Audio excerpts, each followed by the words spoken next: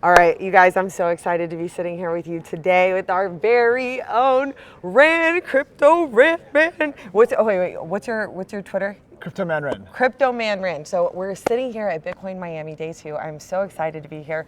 And we just met on Twitter Spaces last week. We had so much fun. And now I get to sit down with you in person. I'm just so excited. I'm so excited. So much fun. So excited. So he's here from Cape Town, South Africa, you guys. Like this is gonna be really fun. This is a long flight. It took me 36 hours to get here. It's taking me 36 hours to get home.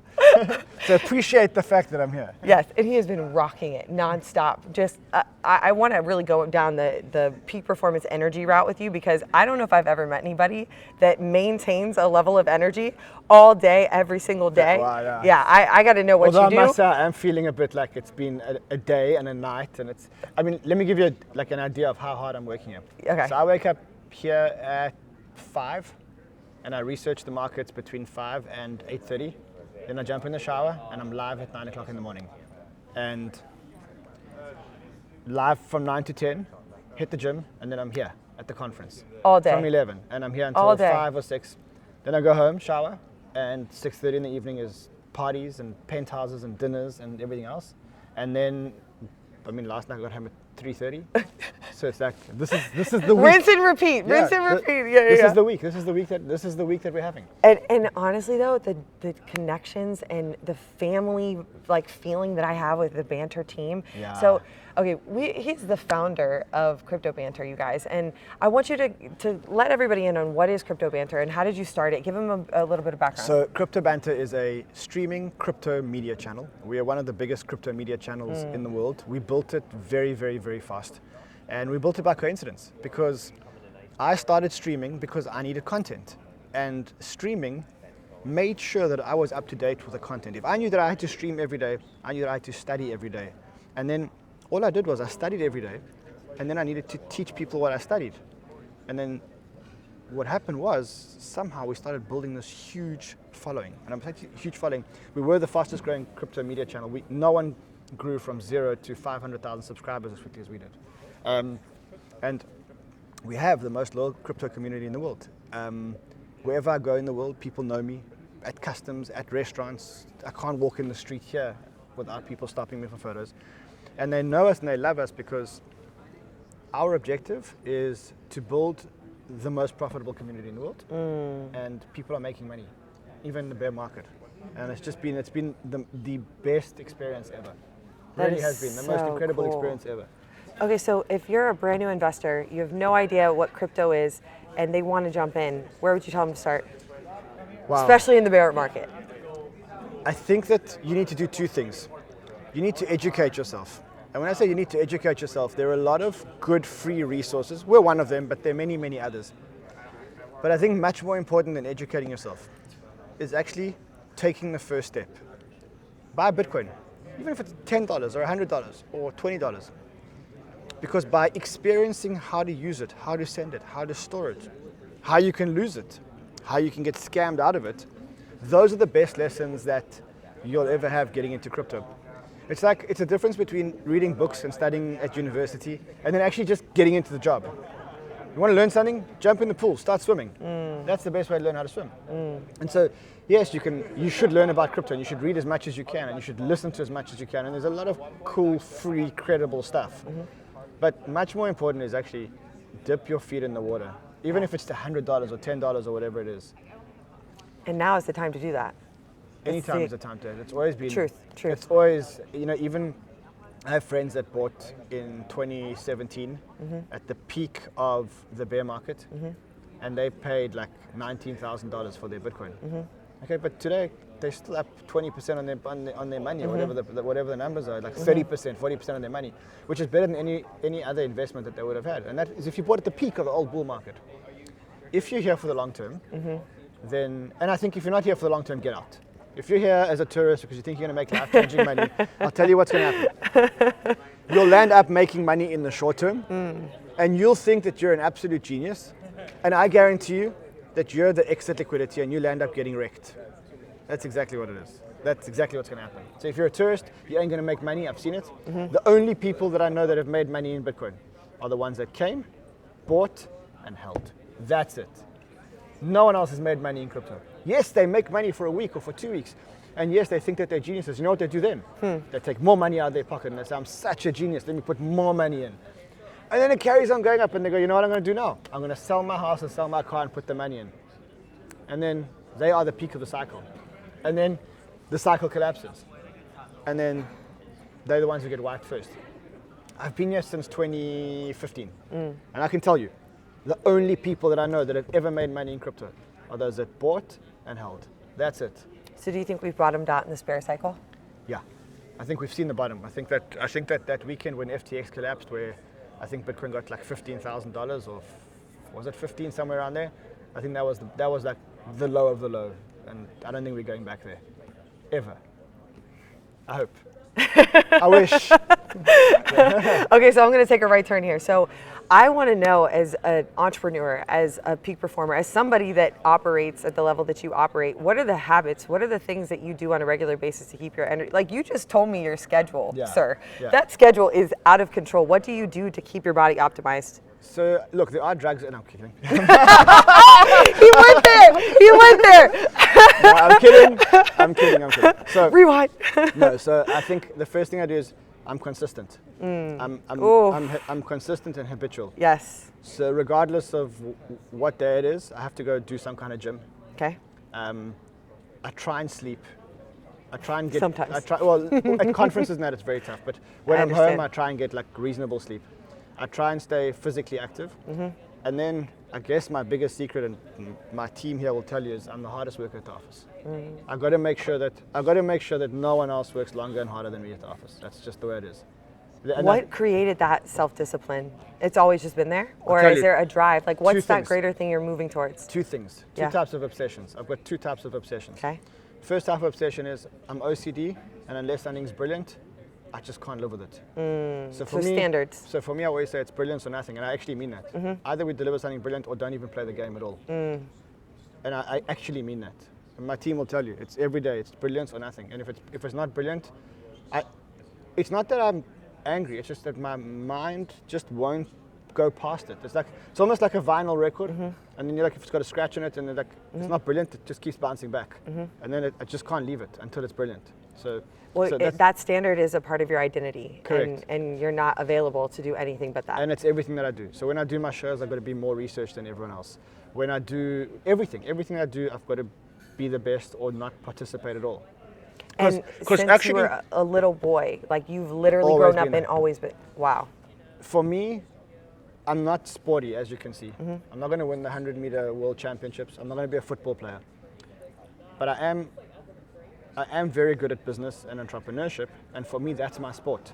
Now, just like a football player is on the field, what is the difference between Ronaldo and every other football player? Why is he the best football player in the world, or Messi? Why are they the best football player in the world? Because they train harder than everyone else. Because they won't stop until they kick the ball exactly where the ball needs to go. I hear stories about Ronaldo when he trains.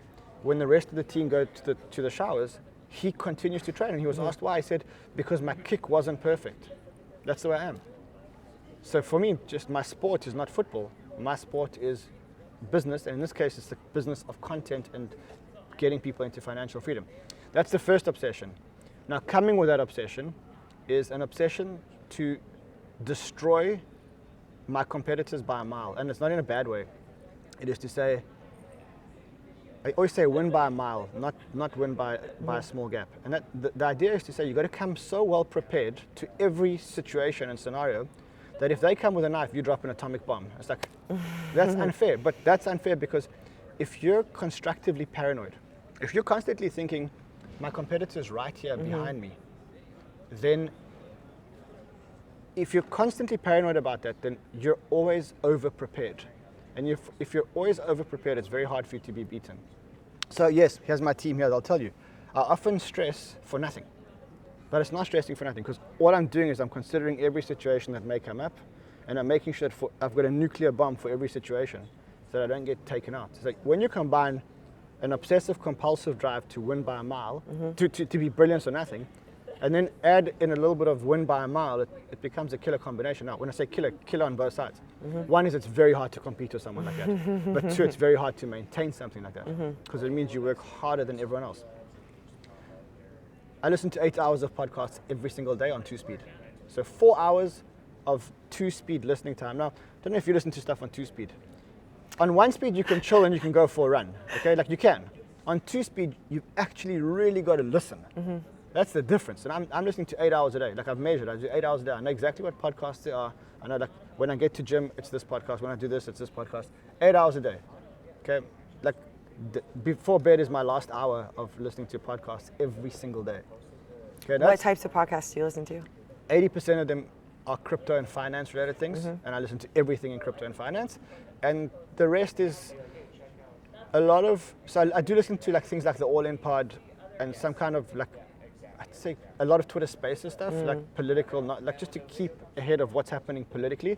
And then I've got like other passions, like I'm really fascinated by the hormones that make the human mind work. So like, for example, you can't be successful if you don't have the right hormonal. Like there's some people that they don't have enough dopamine, they don't have enough oxytocin, they don't have enough serotonin. Those people, unless they get medicated, can't be successful. But if your hormones are in check, you can actually work with your hormones to make yourself more hungry. You know, the people that you deal with, you know how to get more out of them. You know, like it's very simple. That's super interesting. I want to know. You see what I did there? Yeah, and I took it. I gave you something. You Yes. took it. I played with your hormones. Yes, 100%. Because you were open. 100%. I gave you something, and you took it. Okay, so tell me, I'm going to take a left turn here. Yeah. So tell me, who are those people that you follow for that? And what have you learned about your hormones in that process? And like, you obviously have the hungry hormone. So I don't know if you need any more hungry hormone, but for those of you that still need more hungry hormones. The hungry hormone is actually testosterone. It's the male hormone, and it's exactly that. It's the male hunting hormone.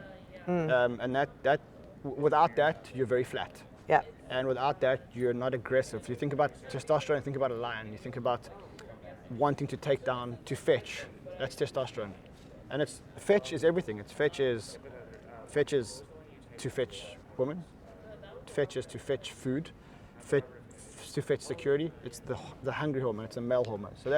So you get that, but your consistency in the gym is going to give you more hungry hormones. Yeah, and I actually believe that most A-type leaders have high testosterone. I mean, I don't know if any studies have been done, but most of them have high testosterone. Many studies done, one study in particular that showed that males who had been through divorce actually become better businessmen. Okay, now why? Because when you go through divorce, your body ups your testosterone. Why? Because you need to be on the hunt again because you're now divorced, right? And then you become hungrier, but you actually become hungrier. You become hungrier in every aspect of your life. You don't only become hungrier in one aspect. You actually say, I'm hungry again. I'm hungry for security, money, da da da da da da. And so, interesting. And so, testosterone is super important. Obviously, you need to be driven, so things like dopamine, and you need to be happy, and things like serotonin. So, but most people around us are okay hormonally, and it's just how you balance and how you play into people.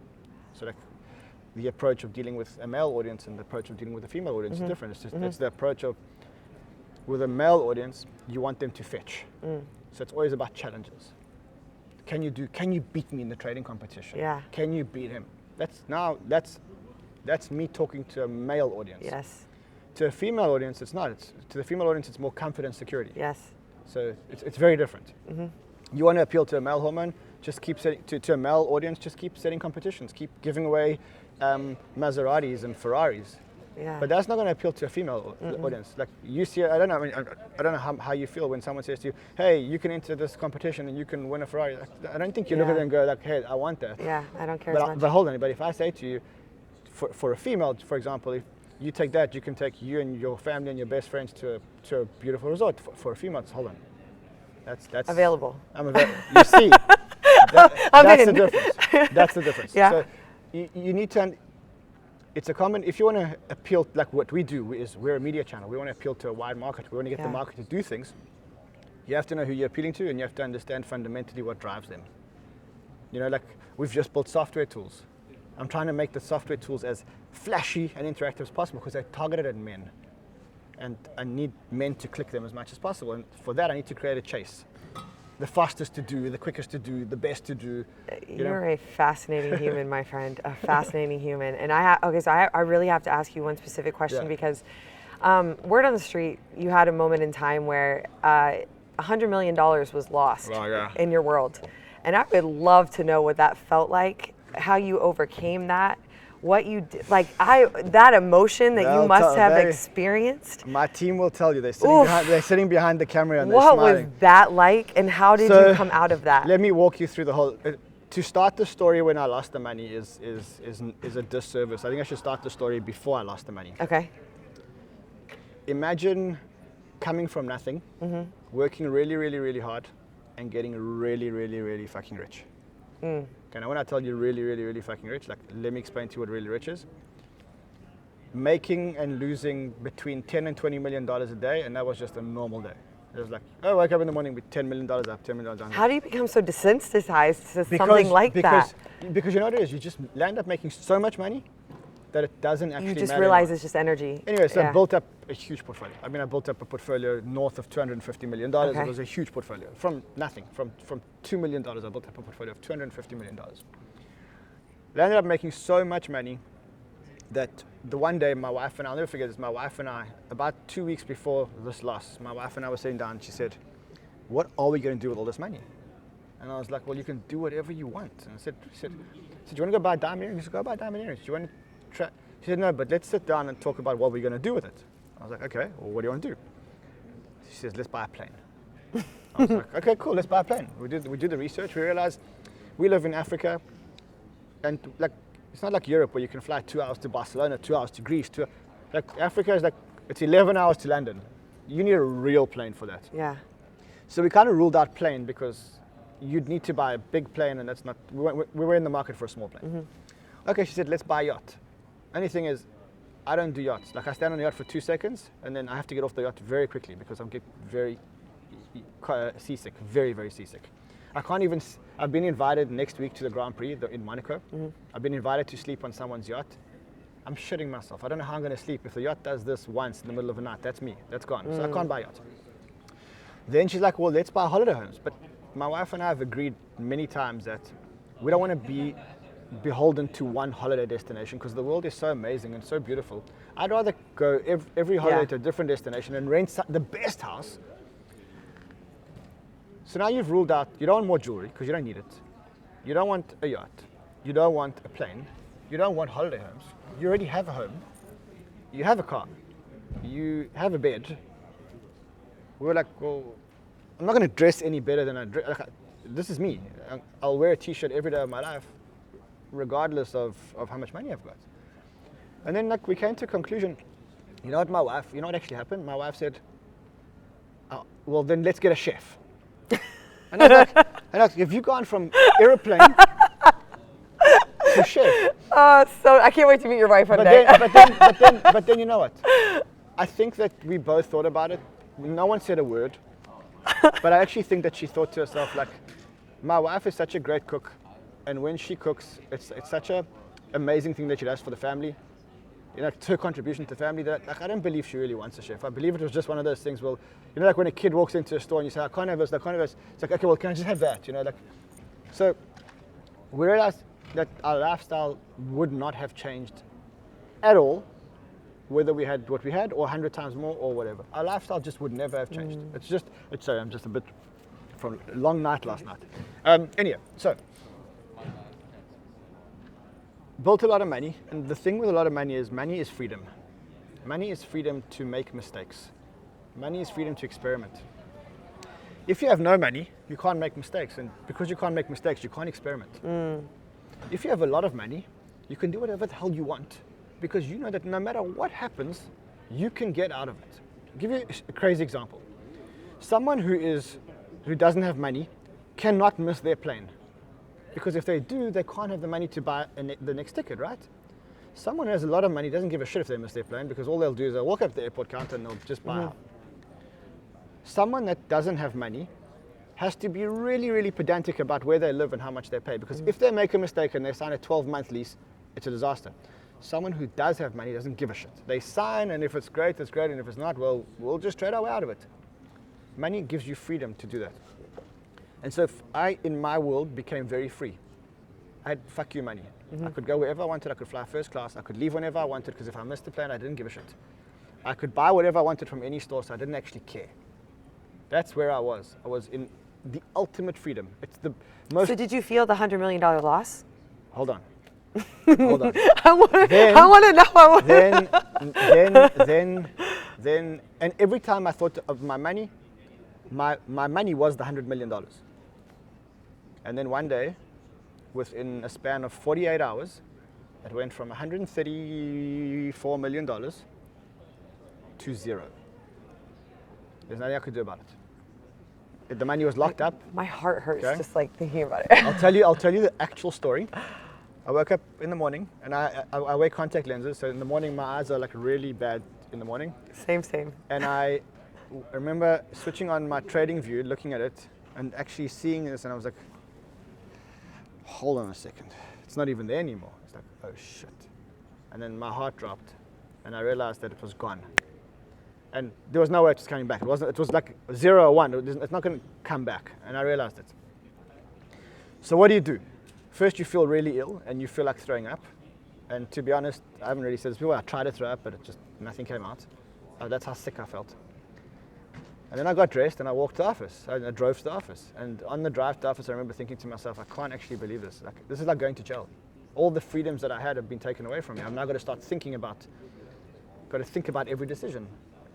As opposed to I could do whatever I wanted with money.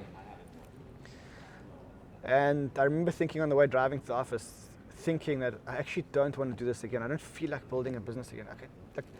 I built one, I sold it. It took me 17 years. It was the hardest mountain of my life.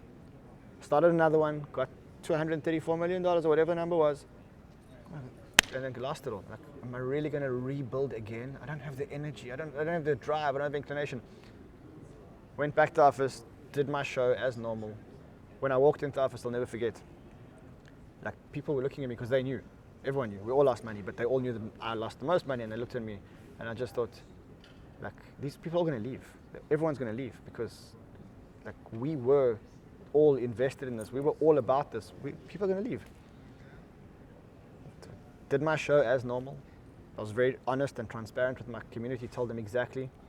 Next day, did my show as normal. Even though when I got home, I locked myself in my office in between shows, and I didn't want to talk to anyone. And I just kept reading and kept pining the situation. And I got home, and I remember looking at my wife and looking at my kids and thinking, I've let you guys down so badly. And my kids ran up to me to try and hug me, and I was emotionless. I was there, and I hugged them, but I didn't hug them. This carried on for a week. And then I don't know what the hell happened, but something happened inside of me. A weekend went by, I switched off my phone. Don't know what happened. I guess it was hormonal. This lion of something came back inside of me, something that I haven't had since I was probably 18 years old and really hungry for money. I became more hungry than I was in my first time round. And I was working without hunger at all. And that's what I realized. I realized that I've actually been working with zero hunger. And I've been working with just fun and no hunger.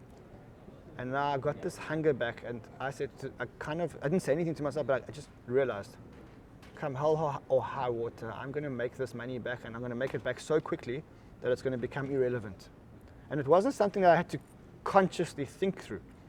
It was something that happened to me internally in my body. It was like some greater force took over and said, you're not a loser. You're going to get up and you're going to fight again. And I walked into the office, and I'll never forget, I got into my office and I was like, okay, where do I start? And I clinically looked at every division in the business. And I realized that I actually texted them. I don't know if I texted or if I told them on a meeting, and I said, guys, the only way that I can make this money back and that we can make this money back is by building this business. Not the investments, not the money that came quickly. We need to build this business because we can build this into a $100 million business very quickly. We can do it. It's the best chance that we've got to make the money back quickly, but it means we all got to work like crazy motherfuckers while we're in a bear market, and we've got to build a bear market. Remember, we said bear market resistant business, annuity business, $1 billion business. That was the brief, and that was the mandate.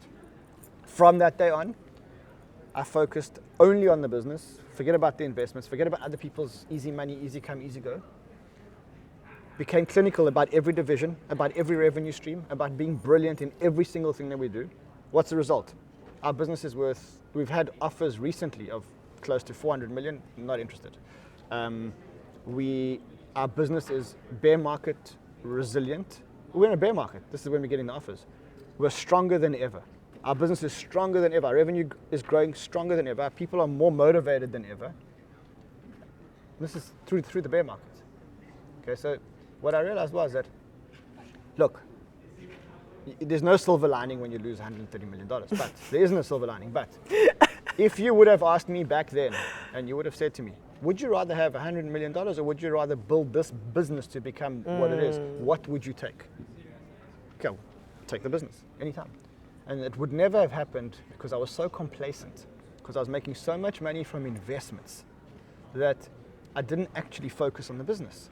And when I lost the money that I was making from investments, then I had to focus on the business because it was my only hope for survival. It wasn't survival because I had money otherwise, but it's my only hope. It was my only hope to bounce back and be this person that I was before the collapse. And let me tell you, my team will attest it. The hunger that I have to do it now, work harder than everyone else, travel more than anyone else. Hey, there's some people here in the States that aren't here at this conference, crypto people. What's the excuse? They're 2 hours away. I flew 36 hours to get here. I left a family of 4 kids at home to be here. And there are people with 2 hours saying it's too much of a mission for them to get to Miami. That's why we'll beat them. That's why we'll do better than them. That's the mindset. You wanted the mindset? That's the mindset. It's a mindset of a killer. I got the mindset. Killer instinct. Yeah, that hunger and drive is something that it's a part of your identity at this point. I see it, and it kicked back in. It tapped out for a second when you were, tapped out of yourself for a minute. It tapped out because I was complacent, because I was making too much money, and it's a lesson for anyone to say you should never be in a position of comfort, because you know what happens when you're in a position of comfort? You let your guard down.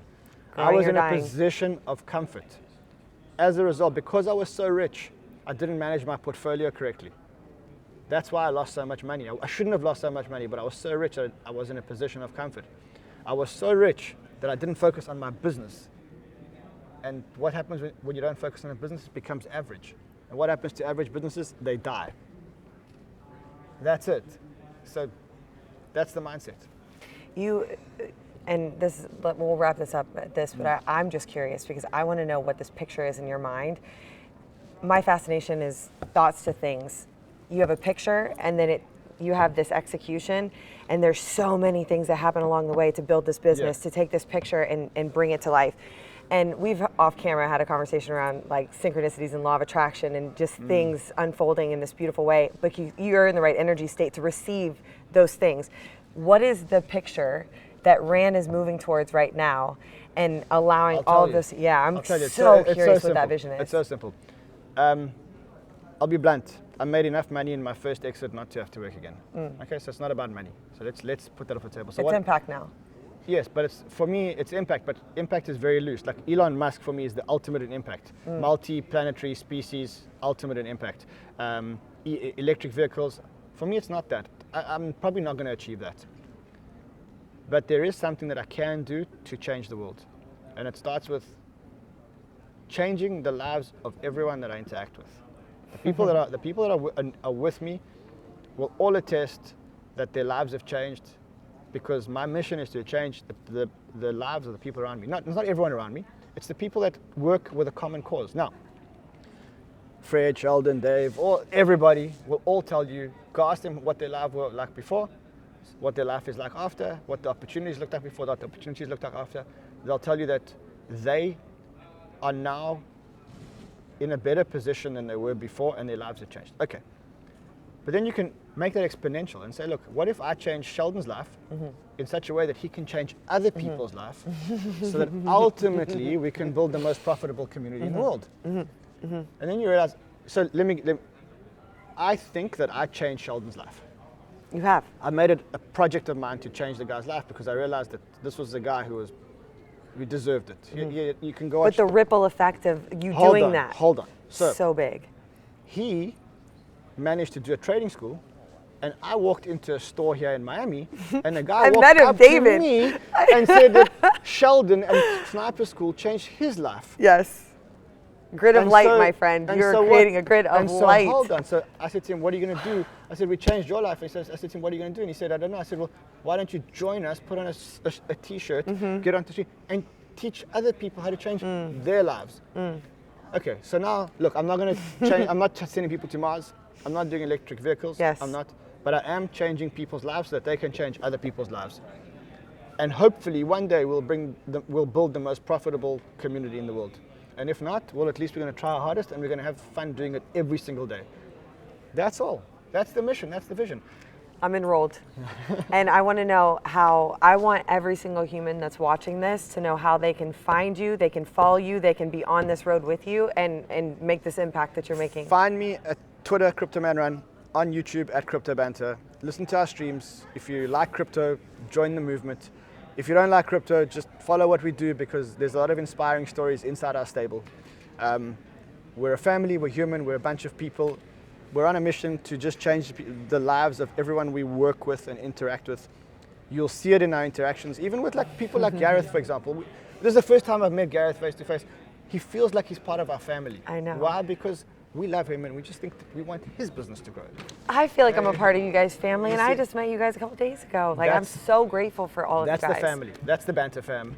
That's what we do. We're not a normal organization. My previous company was a normal organization. It was about numbers on a spreadsheet. It was about marketing. It was about. This is not it. This is a. There's this is a so heart, much this is a depth heart and business. connection It's a heart with you business. guys. It's a heart business. It is. And if, to be honest, we have two types of people in our organization. Those that are on the way out and those that are in there with all of their hearts. And there's no in between. It's like you're either out or on the way out, or you believe in the movement with us and you're with us in this movement 100%. That's it.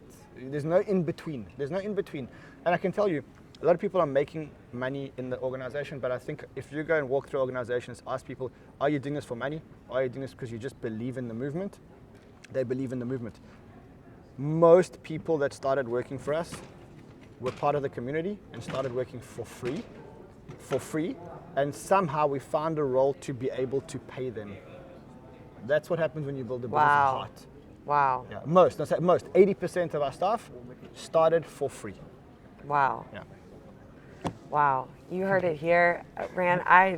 I could talk to you for another 10 hours. And we should. We should. But just not today. To be continued. Yeah. To be continued. Thank you so much for your Thank you. time. And I'm just grateful for you, my friend. I'm so grateful for you, my friend. Thank you. you. Let's go.